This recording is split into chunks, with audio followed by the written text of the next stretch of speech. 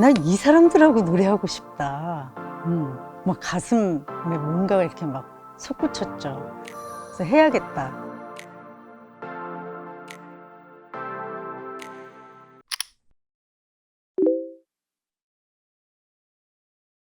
제가 85년도 MBC 강변가요제가 저의 첫 무대인데요. 그때 이제 방송에서 노래를 처음 한 거죠. 그리고 어떤 노래를 할 것인가 계속 고민을 하다가 노차사에서 활동을 했고, 그리고 나서 95년에 살다 보면을 발표를 하면서 본격적으로 대중음악 가수로 활동을 시작을 했습니다. 네, 은상 받았어요. 지난 여름밤의 이야기라는 곡을 만들어서 나갔습니다. 그 전해가 그 이선희 씨가 제2에게로 돌풍을 일으켰다고 해야 될까요? 그랬던 강변가요제였어요. 그래서 그 다음 해 기말고사 공부를 하다가, 공부를 하고 있지만 머릿속은 어느 막 바닷가, 뭐 별이 빛나는 밤하늘, 막 이런 것들이 펼쳐지는 거예요.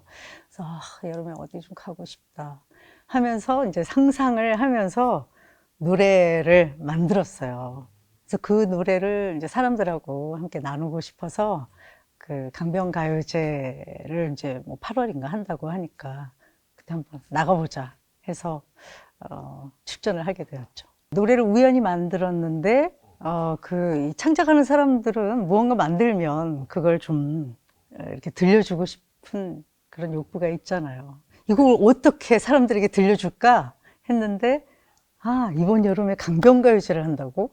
그러면 내가 나가서 노래를 불러야겠다. 사람들이 이 노래를 듣겠지? 하는 그런 마음으로 처음으로 노래를 방송에서 했죠. 많은 제안이 있었어요. 그 당시에 뭐 앨범을 제작을 하자. 또 그때는 무슨 가요제가 많았어요. 국제가요제. 그런 국제가요제 한번 나가보지 않겠는가 그랬는데, 제가 생각하는 그런 음악 방향, 그런 것들하고는 좀 거리가 있어서 계속 고민을 했죠. 학교 졸업할 때까지 노래를 천 사람들에 들어가게 되었어요. 좀 연결이 잘 안 되죠.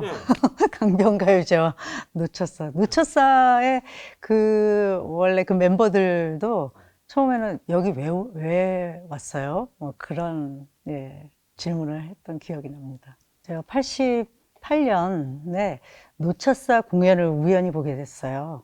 대학로에 연우 무대라는 그 소극장에서 공연을 보았는데, 그때 큰 감동을 받고, 그 이전에 보았던 공연들하고는 너무 다른 내용이었어요. 그러니까 예를 들면 첫 시작이 애국가였어요. 애국가가 나오는데 영상에 빈민층이라고 해야 되나요? 좀 소외된 그런 분들, 달동네, 그런 좀 고달픈 모습들이 나오는 거예요. 그래서 저게 지금 우리가 살고 있는 현실이구나 하면서 뭐 어떤 깨달음이 왔죠. 그래서 노래를 계속 듣는데, 그 이전에 제가 듣던 그 공연의 노래들은 뭐 대부분 아름다운 사랑 노래, 슬픈 사랑 노래들이었는데, 이 역사의 이야기들이 담겨져 있었어요. 그래서 그 광주 5월 민주화 운동, 또 제주 4.3 항쟁, 뭐 노동자들의 그 애환, 뭐 뒷부분으로 가니까 이제 새로운 날들을 꿈꾸는 그런 희망의 노래들, 이렇게 구성이 되어 있는데, 난 이 사람들하고 노래하고 싶다. 막 가슴에 뭔가가 이렇게 막 솟구쳤죠. 그래서 해야겠다. 그 공연 마치고 노래를 천 사람들이 어디에 있는지 수소문하여 찾아갔습니다. 그런데 알고 보니 그 모든 연출을 김민기 선배님께서 하셨던 거였어요. 그래서 그 강변가요제 노래를 들려주면서 난 이렇게 노래하는 사람인데 여러분과 함께 하고 싶습니다.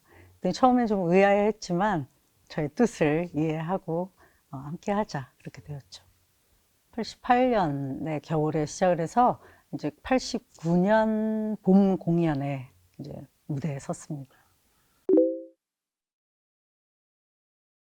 김민기 선배님을 처음 뵙게 된 건 학전에서, 예, 학전 앞마당에서 인사를 드렸던 게 기억이 나는데요. 그 이전에는 어쩌면 이제 노차사의 여러 명 중에 한 명으로 만났는지 기억이 지금 잘 안 나는데, 그 91년 학전이 생기고 그 앞마당에서 떨리는 가슴으로, 예, 그 너무나 좋아하고 존경했던 그 분을 만났을 때 기쁨, 예, 을 느꼈죠.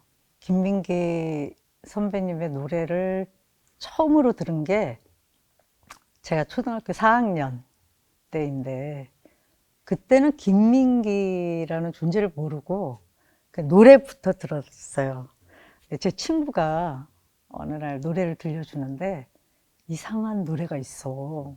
너무 예쁜 것 같은데 좀 무서워 하면서 노래를 들려줬어요. 그게 작은 연못이었어요. 깊은 산호솔길 하면서 예쁘게 시작이 되는데 뒤에 가서는 뭐 예쁜 붕어 두 마리가 싸워서 한 마리는 물 위에 떠오르고 이렇게 노래도 메이저에서 밝게 시작하다 마이너로 슬프게 가잖아요. 네. 그래서 이 노래가 도대체 무엇인가. 근데 이제 그 친구는 대학교 다니던 언니가 있었거든요. 그래서 그 언니가 이제 들어보라고 했던 노래를 이제 저한테 전해주었던 거죠. 그래서 그 이제 어린 마음에 참 묘하다, 이상한 노래다. 그런데 너무 예쁘다 하면서 계속 흥얼거리면서 이렇게 학교 가는 길에 불렀던 그런 기억이 납니다. 그래서 그 이후에 또 고등학교 1학년 때 교생 선생님이 이제 학교에 실습을 나오셨는데 저희에게 친구라는 노래를 들려주셨어요. 불러주셨어요, 그분은. 근데 그 노래도 보통 듣던 가요하고는 너무 다른 거예요, 분위기가.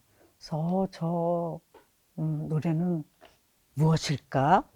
또 궁금해 했고, 또 고등학교 2학년 때 그 역사 선생님께서 학교 방송을 통해서 교내에 그 스피커를 통해서 노래가 쫙 울려 퍼지게 해주셨는데 그게 바로 상록수였어요. 너무나 그 장엄한 분위기에 이끌려서 선생님 이 노래 무슨 노래예요? 그랬더니 상록수라는 곡이다. 김민기라는 분께서 만드신 곡이다. 그래서 이제 그때 알았는데 이게 다 연결이 안 되어 있었어요. 그러다가 노래를 친 사람에 들어가서 그 모든 제가 궁금해했던 노래 그 분이 김민기 선생님이라는 걸 알게 되었죠. 이제 95년에 살다 보면을 발표하면서 그때 이제 가수 활동이 시작되었습니다. 그 노래는 너무나 많은 분들이 좋아하셨죠. 그때는 그러니까 또 다르게 대학의 이제 축제들을 다니면서 노처사 때도 이제 대학가에서 많이 노래를 했는데 살다 보면 발표하고서도 각 대학에 다니면서 축제에서 노래하고 뭐 방송도 그때는 굉장히 음악 프로그램이 많았어요. 그래서 방송도 많이 하고 그 노래는 참 노래는 우연히 나오게 되는데 어느 날 야 진짜 참 답하기도 싫고 그냥 어떻게 좀 편하게 좀 있으면 안 돼? 뭐 이런 생각을 남편하고 이야기를 나눴어요. 내가 그 이야기를 한번 가사로 써봐야 되겠다. 살다 보면 뭐 이런 날도 있고 저런 날도 있고 하지만 좀 오늘도 행복했으면 좋겠고 내일은 더 행복하면 좋겠고 뭐 그런 내용을 쓴 거예요. 그 가사를 보고 곡을 쓴 게 아니라 또 곡을 따로 쓰고 그래서 같이 만나서 살다 보면이라는 노래가 만들어지게 되었습니다.